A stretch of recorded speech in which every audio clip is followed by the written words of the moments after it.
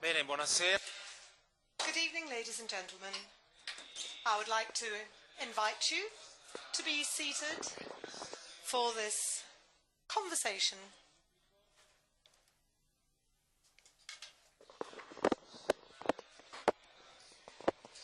We have made arrangements for simultaneous interpretation, which will be provided by our excellent interpreters who will be assisting us throughout this public conversation. Obviously, whenever we talk about the global world and the process of globalization, whereby our world has become increasingly interconnected, it is often difficult to find a tangible example of what this amounts to. We generally talk about globalization in very abstract terms. Today, on the other hand, we have the opportunity to meet somebody with a first-hand experience in the area of global management. James Murdoch is a truly global manager. He has the responsibility of one of the leading global companies, and certainly one of the leading companies in the area of news, information and entertainment. President and CEO of News Corporation Asia, after having headed BSkyB. He's also president of Sky Italia. News Corporation might be a new term for many, but if I were to say Sky, then surely everybody would at once understand what I'm referring to, and the significance of a brand that has become a household name everywhere around the world, including in Italy. And we have the presence of Sky Italia here at our meeting. Yesterday we could listen to a number of different voices, because while there was a conference on the missions in Paraguay, represented by Father Aldo, at the same time there are many football supporters who were watching the football games on the Sky screens. And there was an interesting juxtaposition of disappointment, of enthusiasm, of different voices which characterized yesterday afternoon's meeting. James Murdoch is a truly global manager, and he has very graciously accepted to join us here this evening and to experience the meeting here in Rimini. Therefore, I would like to thank him for the opportunity that he has given us. He will be able to share some thoughts and views, and this will give us insight into one of the leading representatives of our global community. The title of this meeting is Innovation, Freedom of Choice, and we will see how these three terms, innovation, freedom and choice, can be expressed by a large multinational company such as the one represented here.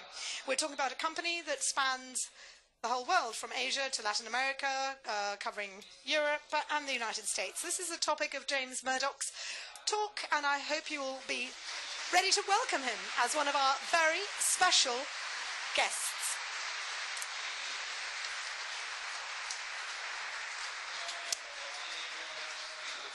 After his introductory remarks, we will have a little conversation. Thank you very much, Mr. Murdoch. Welcome, and over to you. Grazie, Roberto. Buonasera.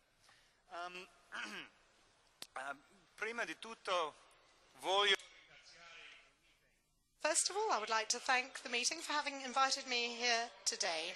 And I must also apologize for the fact that, unfortunately, my command of the Italian language is insufficient to speak at such an important gathering. So please forgive me if I have to now use English.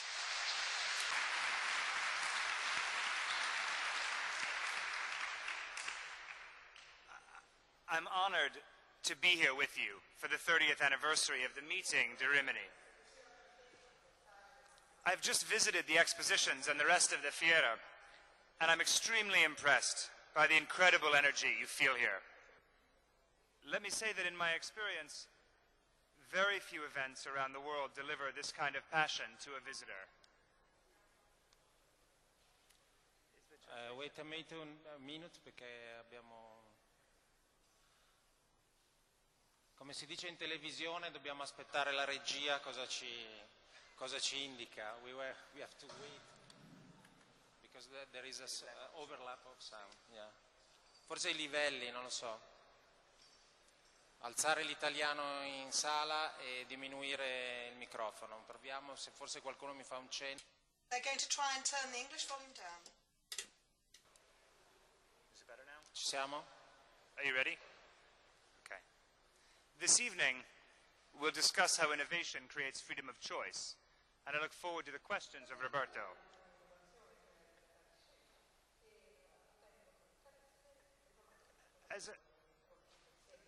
As a quick introduction, I'd like to tell you a little bit about the company that I work for, the News Corporation, which started out in a humble way some 56 years ago in the Australian town of Adelaide. Because I believe that in our story, there are a few examples that are relevant to the issues that we're discussing today. News is now a global company employing some 57,000 people around the world. But it began as just one evening newspaper. We built on that foundation by staying faithful to a few key values that have helped our company grow and prosper over half a century. Among them, the belief that innovation, new services, new programs, better distribution, how you treat people, are all elements that create choice. And that choice creates customers satisfied. We also learned that there's always a way of doing things better today rather than waiting for tomorrow. The truth is that probably our company, News Corporation, is full of impatient people. We're not very good at waiting. We believe that there is exactly enough time to achieve extraordinary things, but only if we start right now. And extraordinary things are happening. Today, everything is digital. The barriers between media are breaking down, between print and television, between film and books, between magazines and radio. The business of ideas and information has been transformed. There is no status quo anymore, there is only change. And that's the opportunity that we have ahead of us. These sweeping changes in technology will create choice for individuals and societies, be it newspapers, films, television programming, including great news, comedy, and the whole spectrum of the creative community. Over the years, since my father took over that one newspaper in Adelaide, we've learned that delivering choice is also a very successful business strategy, because overestimating people's satisfaction with the status quo is nearly always wrong. Having faith in choice is about respecting each individual ability and right to take his own decisions independently and with conviction. I'll give you a few examples. In 1969, my father paid £1 English to buy the daily newspaper The Sun. Many told him it would be an impossible task to turn that business around. Many wrote that the English readers didn't need another tabloid newspaper. But today, 40 years on, The Sun has established itself as the highest circulation daily national newspaper in the UK, with close to 3 million copies sold every day, reaching 10 million readers weekly. An essential part of this success is that The Sun champions the causes that mean the most to the British people, giving readers a voice and a platform which they can campaign for positive change. In October of 1996, News Corporation launched a new news channel in the United States, and everyone told us that it would fail. The media pundits said that American viewers already had CNN and ABC and CBS, and that they did not need more choice. We challenged that assumption, and we believed that there was always room for more choice.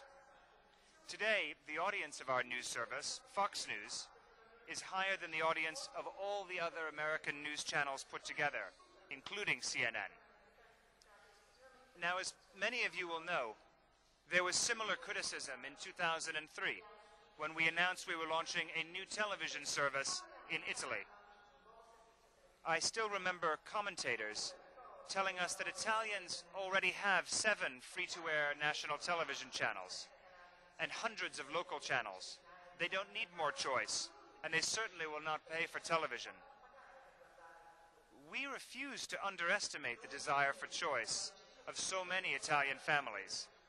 And today, after only 6 years, over 14 million Italians access over 170 channels of Sky Italia, with a depth of choice never before available in this market.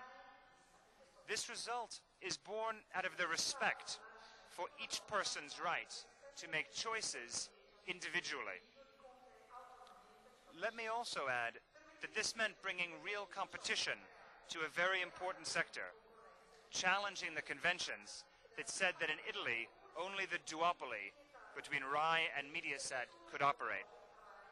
It also means that today the old system, where the television managers decide what you see and when you see it, will never come back again. Today, RAI, Mediaset, Sky, and others compete vigorously, and that produces innovation across the board and always more choice. But while Sky Italia is a company completely based on innovation and creativity, focused on delivering not only the best in programming, but also the latest technology, we also never forget that at the end there is only one person who decides whether we succeed or fail, and that is each individual customer. And each customer will have trust in your company thanks to good old-fashioned values like customer service, transparent pricing, and treating people fairly. These are fundamental. But people today rightly expect more from firms, and great companies must show how their values and their principles guide their businesses internally and within their communities. I believe this is also an important element of innovation that contributes to giving each individual the power of making an always better and more conscious choice. So grazie, and I look forward to the questions from Roberto. Bene, Grazie.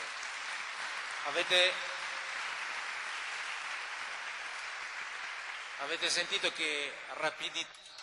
Well, I'm sure that you have all remarked on the very insightful and clear remarks that Mr. Murdoch has just made. And so I would like to now move on to the Q&A session. First question.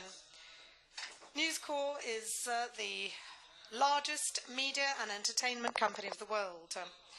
Does this scare you at times? Is it scary for you to be defined a sort of emperor? Doesn't this bring to mind Orson Welles' Citizen Kane world? In other words, what is your responsibility? And how would you describe the power of the media, be it large or small?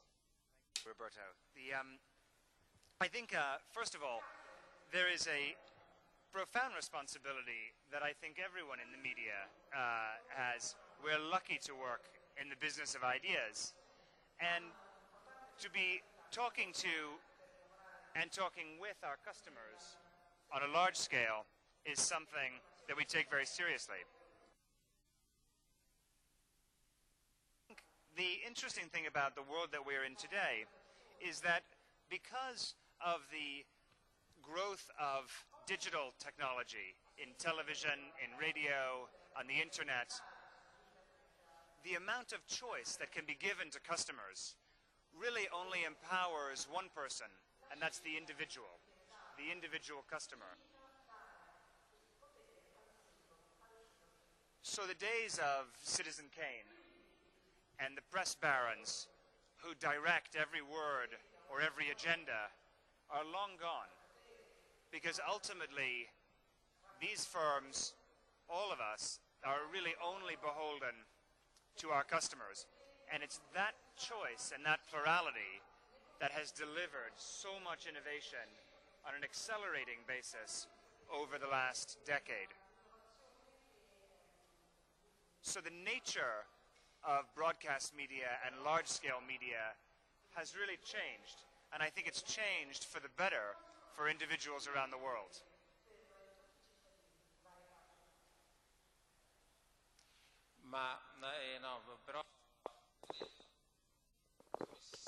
But I did ask you, how do you feel when they talk about you referring to you as an emperor?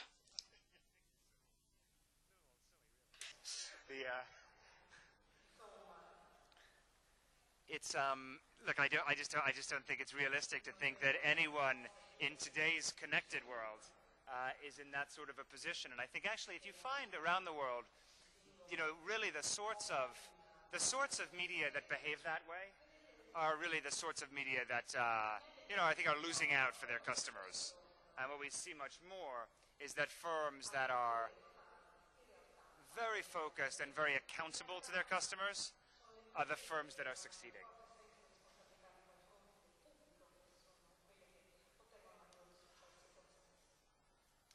Dovunque l'informazione. Everywhere we go, everywhere we turn, the power of information, the power of the media has to come to terms with the power of the government and the state. For instance, you work in China, and we know that the Chinese system is not always known for its openness and transparency. Are there some compromises that you have to accept in order to work in a country such as China or in other countries like that?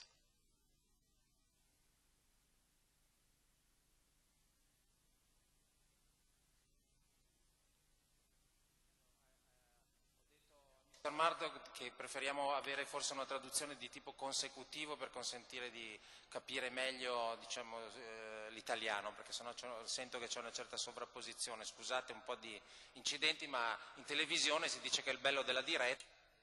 There appear to be some problems with the volumes, so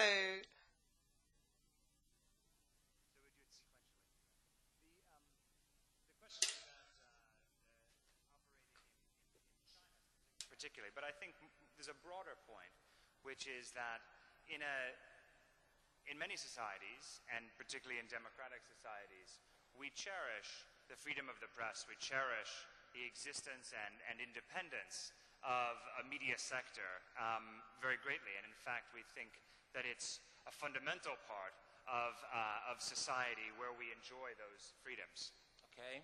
Possiamo sentire, scusate, sto governando un po' la situazione, adesso possiamo sentire la traduzione di questa frase, così riusciamo ad andare avanti meglio col nostro discorso.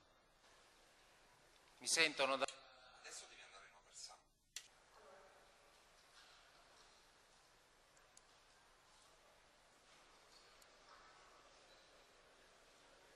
È chiaro? She's there. She's there, yeah. I'm here. Se facciamo un po' di frasi e poi un gruppo di frasi, almeno è più chiaro per tutti e seguiamo meglio la conversazione. Siete d'accordo là dietro le quinte?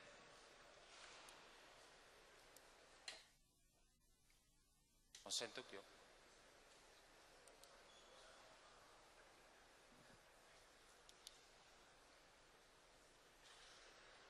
Ci siete?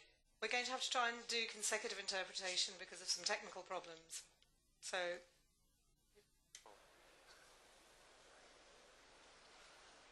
non ho capito se c'è qualcuno, qualche assistente di sala mi dice se possiamo procedere in questo modo? We would just like to have confirmation of the fact that it is possible to translate consecutively. So I would like to know from somebody whether this is feasible or not. Doesn't Olga come here and just do a little? Okay. Yeah, it's fine. Yeah. Ah, perché mi hanno detto che era... Va bene, allora procediamo come andavamo prima. Scusate, avevo avuto qualche indicazione. Ok, sorry James. Allora, volevo riprendere il discorso, la domanda era sulla Cina, no? Okay, we had a question about China, so maybe you could answer that question. Yeah. The question about China is really about how the fourth estate, the independent media, sort of operates. I mean, first of all, our operations in China are not very big. You have to recognize that Chinese media is dominated by state media. But we are, in a situation, I think, where as investors in media and around the world, we have to pick what sort of media we want to operate. And for us, we are largely an entertainment business in China, but for example in India, which is, has a freer media investment climate, we have one of the largest media businesses in the country. So as a media investor, you have to really pick your places. Where can you operate transparently? Where can you operate freely? And where can you build businesses that have real scale?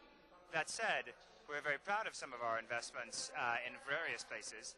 In China, for example, Phoenix, a broadcaster that we have a minority interest in, was the only broadcaster when I ran the Asian business to broadcast live the attacks on the World Trade Center on September 11th, and was also the only broadcaster at the time to cover in the news the Taiwanese elections.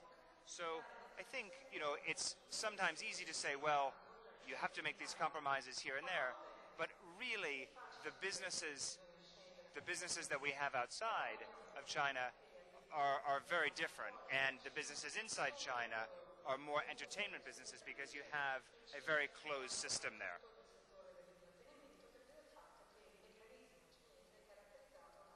But as a general attitude, I think we like to be investing and we like to be building businesses that can be at scale, that can create employment, and that can also create real choice in marketplaces very transparently. Part of our core values are about providing choice, empowering customers to make those choices. So something from TG24 here in Italy to our new Sky Deutschland business, to Fox News in the United States, to Star News in India, which was the country's first independent 24-hour news channel, are really the places where, we put a lot of focus, and I think are the best places to look at the character of the business.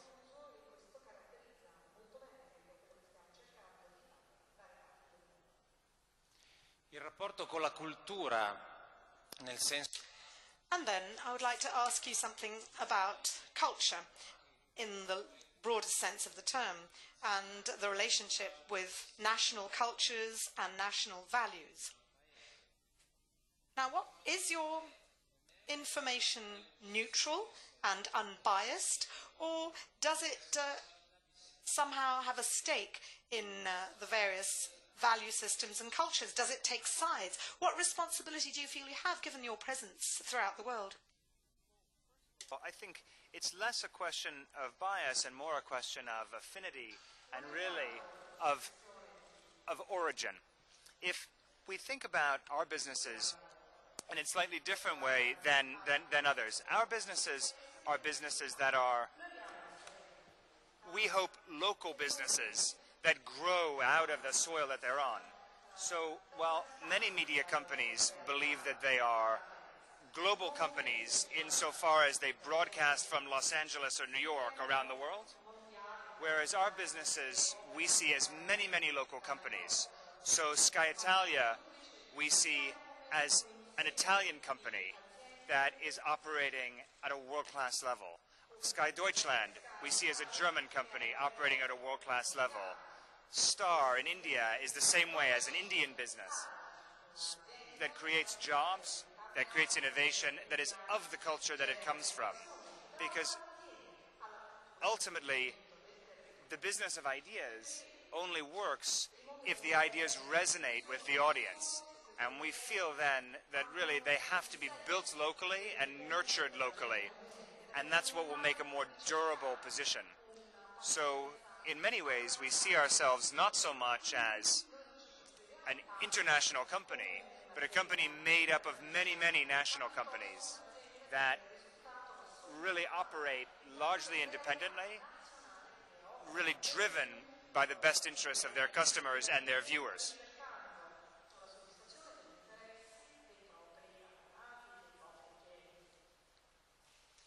Moltissimi giovani ed We know that many young people throughout the world don't watch television and don't read the papers. Indeed, some have claimed that dailies are doomed. The New York Times had stated that the New York Times was unlikely to survive that long, and of course this came as a shock to journalists like us.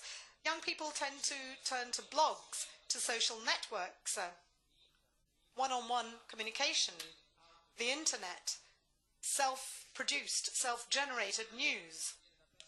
And therefore the impression is that despite the availability of a wide choice of media, newspapers, radios, televisions, and so on and so forth, there seems to be the need for a more direct access to information. So, am I right in saying this? Is this really true when it comes to young people? What do you have to say about this process? Exciting, really thrilling elements or characteristics of today's media landscape is the fluidity with which young customers in particular consume media. So they consume media online, on television, they watch television on their computers, they consume sports scores from their iPhone, as well as pick up a newspaper, sometimes a free newspaper or a magazine. And for them, all of the media is a rich mixture that they're very, very comfortable interacting with. And I think for us, as the media companies, it's probably one of the great moments as an opportunity for innovation, particularly in digital journalism, in reaching these customers and in serving their needs. So, while it's true that particularly the younger generation is reading fewer newspapers and consuming blogs and things like that, they also consume quite a lot of professional journalism online as well. And the key issue from our perspective is to say, how can we continue to invest in our digital journalism to provide the services that we think are important for our customers but also important for society and remain independent? And this is a big challenge. But ultimately, we're seeing a huge amount of innovation around the world on this very subject. We're seeing newspapers move to online-only models. We have newspapers like the Wall Street Journal, which is our newspaper in the United States, which charges one simple fair price for access digitally or in the paper or on your BlackBerry, either way. And we will see new business models emerge as well. It is certain, though, that the strict control, if you will, or the managed intervention of the larger media sector, particularly in Europe, is a model that will change. Because ultimately, customers will decide how they're consuming journalism and how they're consuming the content that's of quality, and they will decide or choose whether they pay for it. So I think one of the problems that we see in the newspaper business is perhaps an overlong dedication to simultaneously charging a price for your newspaper and also giving away your journalism for free online. So digital journalism will have to evolve into a place that is unashamed to ask a fair price for the investment, the huge investment that we make in the papers. If we do not, there will be less quality and less differentiation, and I think it's very dangerous for society as a whole. The newspaper industry in the United Kingdom has some real problems, as does the newspaper industry in a lot of places. Yet it's important for us to have incentives to invest.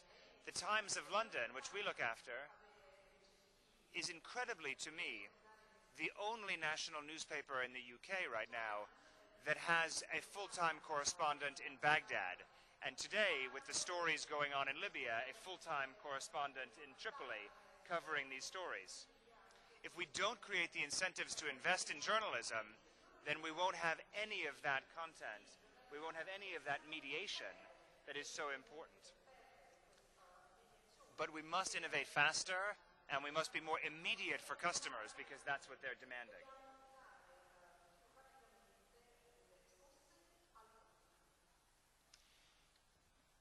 Dal suo punto di vista, come dicevo all'inizio, from your standpoint, from your vantage point as a global manager, what is your view with regard to the current economic crisis? You travel constantly.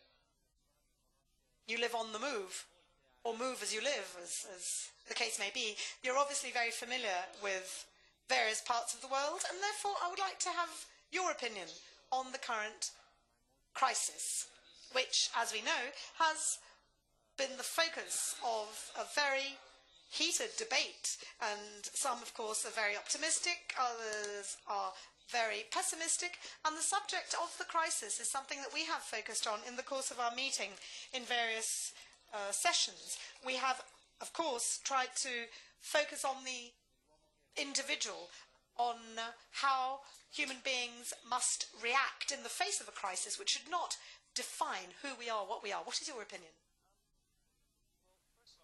That the macroeconomic view is probably a little bit above my pay grade.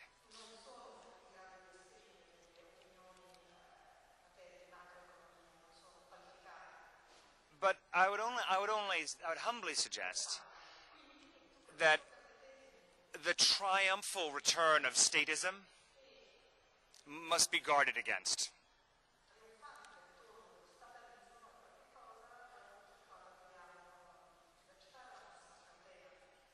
The scale of the problems that each country faces and that the global economy has faced has been incredible and daunting to many companies and many governments.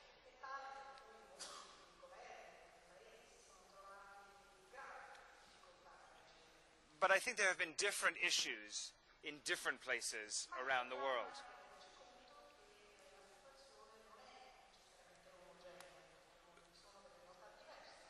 Looking at the varying levels across the Eurozone even of national debt levels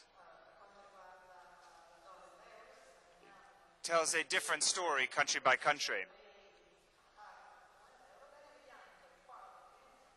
But I would point out, though, that some businesses have continued to grow.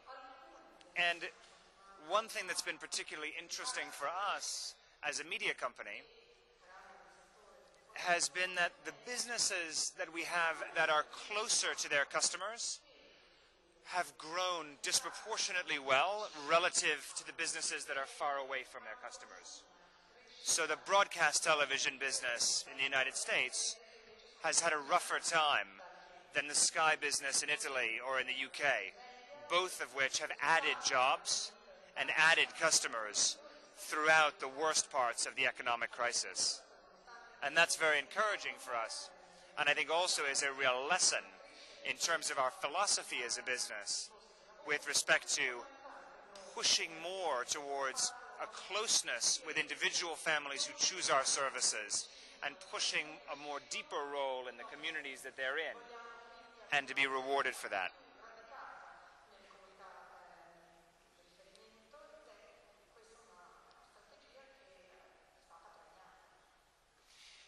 Però vorrei chiederle un approfondimento su questo punto, perché almeno qua nel nostro paese I would like to ask you to elaborate on this point, because in Italy, for instance, there are many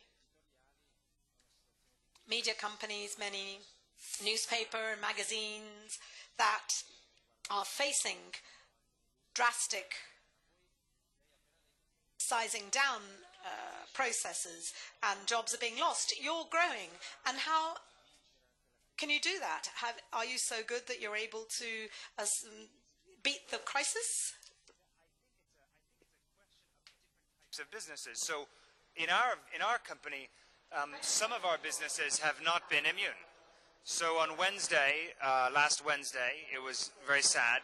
We were forced to close a small newspaper, an afternoon free newspaper that we had in London. we've entered a consultation about this. Whereas on the other side, our direct subscription television businesses have continued to grow. So it's not so much a question for us of being so good that we can beat it, it's more a lesson to us about the different approaches that these businesses have and how can we replicate some of the successful characteristics across the board. So in the newspaper business, one of the primary drivers for us over the last 2 years has been growing our subscription newspaper business, growing our direct relationship with customers, as well as developing our digital journalism so that we can charge a fair price for the investments that we make. I think the newspaper or the journalistic project that throws its hands up and asks or relies on, at the end of the day, subsidy or largesse, for example, I think shows a lack of imagination, but also a lack of really grasping this incredible opportunity for innovation in journalism that we see, with a whole generation of readers and customers who have very, very different behaviors, but actually have a big appetite for content and for information.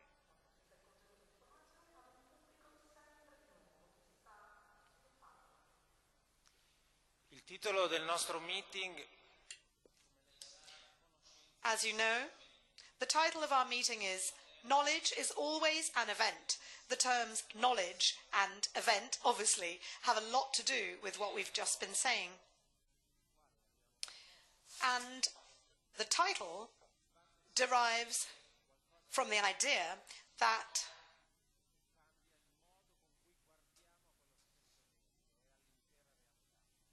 when we come across an event, this can change the way in which we experience that event and the reality surrounding us. And we can say that at times observing an event triggers an important process, a learning process at that.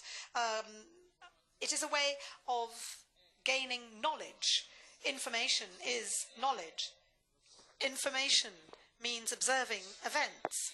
Would that be a fair description of what you do? What is your view of the title that we have chosen, Knowledge is Always an Event? Meeting is fascinating and is something that actually is something that, you know, for us as a business, we always try to keep in mind. You know, I think, you know, the observance of an event or observing an event, coming across an event, sometimes best if it's a surprise. But being alive to the accumulation of evidence to inform how you behave and how you improve is crucial. For us, it really manifests itself as an approach to learning and an acknowledgement that we never start out the right way. We never start out in a way that is cleverer than the next guy. And I think running a business, managing people, dealing with colleagues from the standpoint of an expectation of getting better at it over time is a better way than starting a project believing all of the answers are already there. If anything, through events we accumulate evidence, but evidence doesn't help us if we're not willing to learn from it and change course when it's appropriate. So this is one of the things, to connect it also to the question previously, is so relevant in our media business. There are very few firms around the world in the media business who have changed over the years as much as we have. We're a newspaper company that started with one newspaper in a tiny town in Australia over 50 years ago. And today, we're a digital television company, an online media company, a newspaper company, an analog television company, a book publishing company, and all of those changes successively over the years come from the accumulation of events and the accumulation of knowledge from looking at how the world is changing around us and how our customers are reacting to it. So I think there are huge lessons for me personally, but also for all our businesses and for businesses in general in contemplating the theme of the meeting this year. Too often in businesses, we become stuck in an orthodoxy that won't change. So we believe in a business model, even if the evidence suggests that it's time to reinvent oneself. And being alive to the opportunity for reinvention, as opposed to being fearful of the necessity for change, is something that I think characterizes a good company from one that will struggle.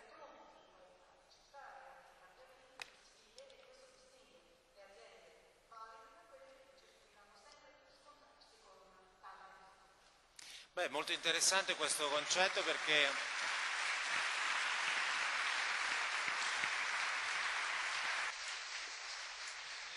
this is a truly fascinating concept because you have admirably described the extraordinary story of a company that started off with a small town newspaper and has become a giant in the world of media and entertainment. This, in a way, is similar to what's happened to us.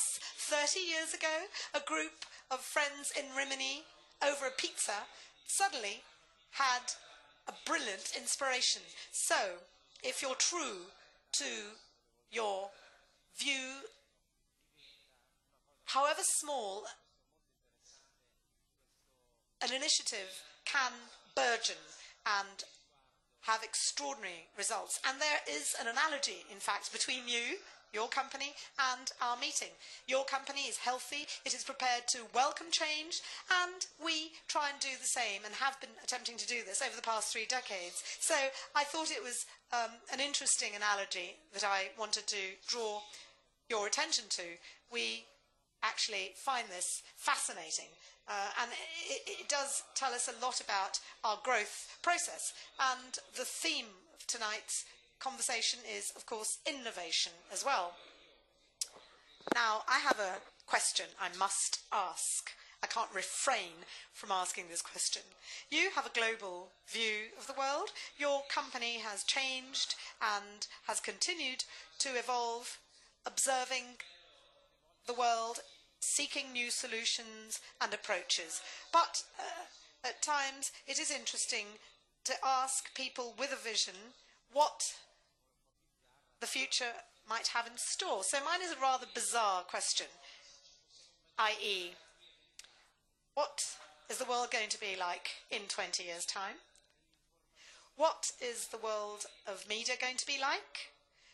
How is this process of change that we have just described going to evolve? What kind of scenario are going to be faced with in the next 2 decades or so?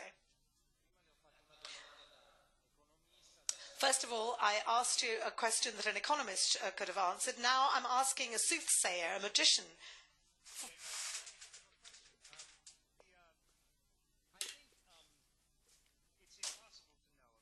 È una domanda molto impegnativa, è impossibile rispondervi, naturalmente. Però una cosa la possiamo dire. Will not go away is that the network, if you will, people's connectedness to each other and to the world around them will continue to proliferate, both around the world in different places. In Africa, the telecommunications revolution is just starting now and is extraordinary. In Asia, it is just starting. And in Europe and in North America, for example, it is reaching new and surprising places. Let me give you an example of the unexpectedness of what happens when technology continues to develop and how media operates. In July, I had the great misfortune to be recruited to ride in a bicycle marathon in the Dolomites, the Maratona Dolomites, which, first of all, I completed very, very slowly and with great, great pain. But the amazing thing of this bicycle marathon around Corvara was that they equipped my bicycle with a microchip, and it tracked my progress around the 100 kilometers so that my wife in England could receive text messages as to how I continually fell behind the pace, and she could even surmise when I was stopping too often for a glass of water.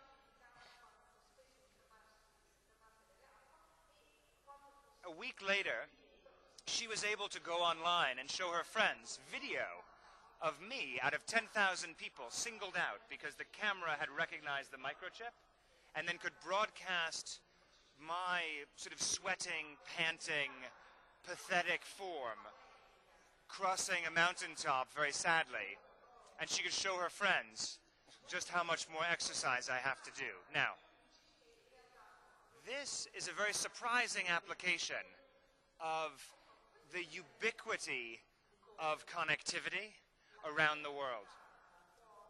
In a trivial way, it was a way to connect me to my family. But that website of the marathon carried a message. The message was around environmental sustainability that year and raising money for that. It carried advertisements for different suppliers to the marathon. It was certainly media as well as a piece of communications.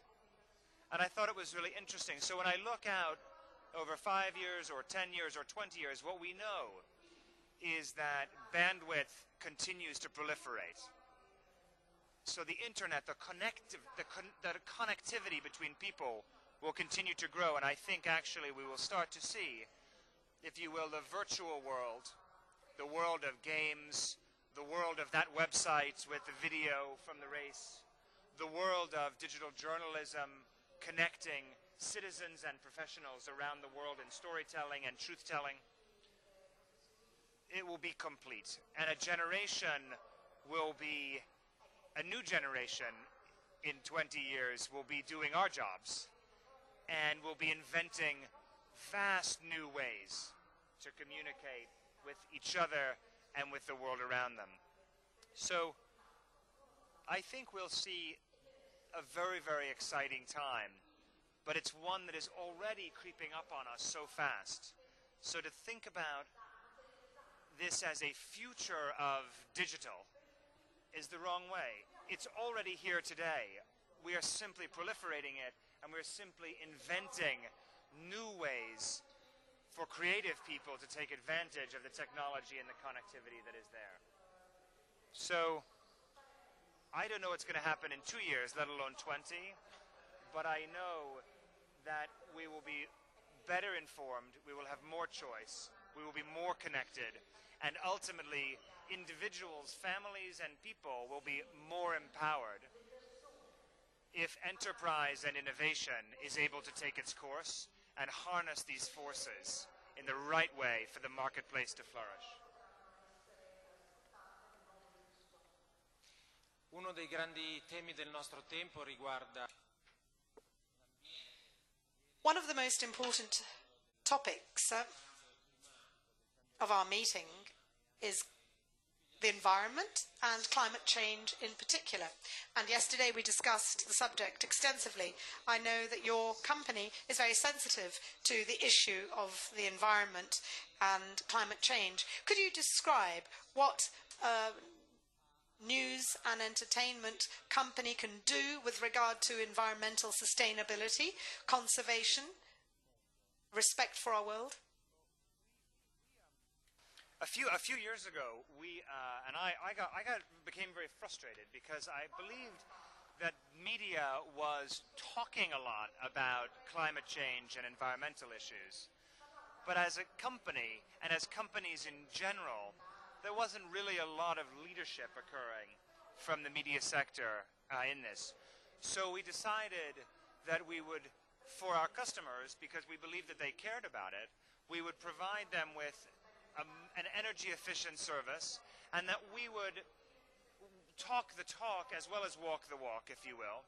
And we would become a company that was energy-efficient in itself, and we wanted to challenge the rest of the media sector to really do something as employers and as companies and firms with respect to climate change. So we became, at B-Sky V, the British Sky, the first major media company in the world to become carbon neutral. And we did that with a 50% reduction in our absolute emissions footprint in a few years, as well as offsets. And we announced that as a global company, we would follow, and News Corporation would become a carbon neutral entity. But we didn't stop there. The key thing that we wanted to do was really land the idea for our customers that this could be something that was good for them. So we created software, for example, that on your set-top box connected to your television set, we would download into the box so that it would control its power consumption, and we were able to cut the energy consumption in the set-top box by some 60% by doing this. And it was the accumulation of these activities that we put in place and that we continue to try and learn from and improve on. I think every company has a responsibility to the community that it's in, and every company also has a responsibility for leadership. If we have the opportunity for leadership and we don't take it, then that's a great crime. Whereas recognizing that the opportunity is there and taking responsibility for seizing opportunity, to me, is really the essence of leadership and is something that companies should do across the board in different sectors as well as individuals. So in our small way, we try to raise awareness, but we also importantly try to act in our every part of doing business as a challenge to other companies and other employers to be more efficient, because we believe that our customers and the millions of families who choose our services around the world care about the communities they live in, and they care about the environment too.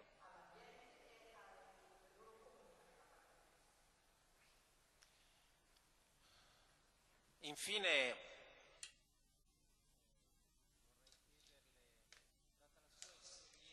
finally, given your experience around the world, given your knowledge of different social systems, regulatory mechanisms, and we know how important freedom of choice is for you and for us all, but we also are aware that at times there are political agendas and political regimes which condition freedom of choice and constrain freedom of choice. At times, legislation is in place, and this de facto creates constraints with regard to freedom of choice. This can derive from laws, tax laws, competition laws. I don't want to talk about Italy. Italy is always the best possible worlds. We're not going to talk about Italy, but having said that, could you say something about the concept of true freedom of choice that individuals have? I think taxes, regulation, legislation, these are all simply means to an end. They're tools that a society uses to achieve an outcome. And most of the time, the overuse of these things is an impingement on choice or on speech and things like that. Now, the key thing, the way we see it, is that we think an independent media is an important part of civil society. It's an important voice, accountable to its customers. Sometimes it's a little messy, but we think it's sort of fundamental. And preserving that choice, preserving that plurality, if you will, for individuals, I believe will require great discipline on behalf of governments and regulators. Because ultimately, sometimes the most important thing and the best thing, but also the hardest thing for a government to do is to do nothing at all. So restraining from action, unless real harm to consumers can be proven, is an important tenet, in my view, of better regulation. So the absence of motion is often the most attractive condition, as opposed to the presence of a lot of activity which invariably has adverse or unforeseen consequences.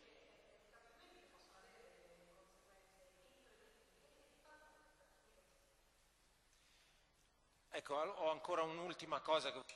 I have one final question I would like to ask you.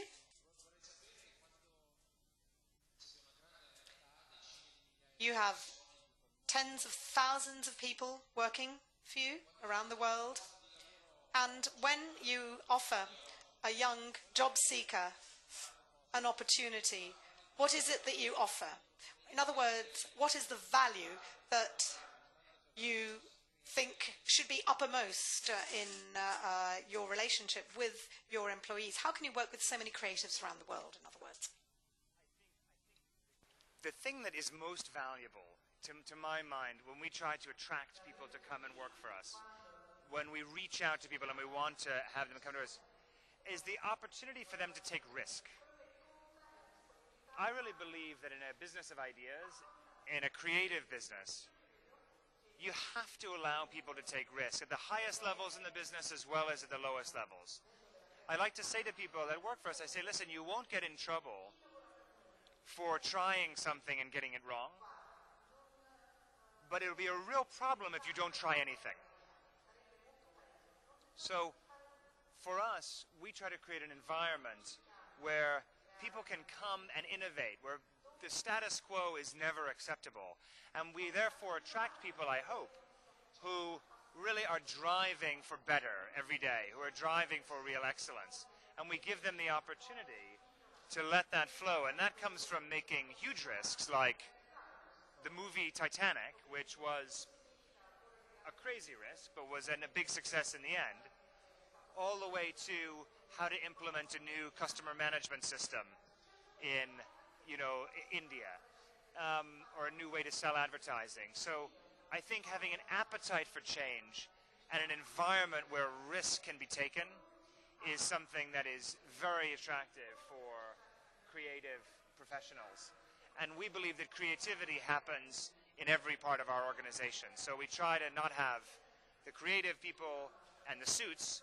We say we want you to be creative across the business, and we want people to really have a drive for change and a drive for risk as we go forward. And hopefully that makes us a good employer that on a global basis can create real opportunities for people and real opportunities for our customers to get something that they wouldn't otherwise have had and have been able to choose.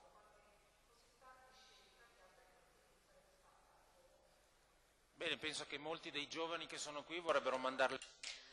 I'm sure that many young people here are dying to send you their CV, because these values, appetite for risk, wish to innovate, are the values that we share in the course of our meeting. I would like to thank you so much for your contribution.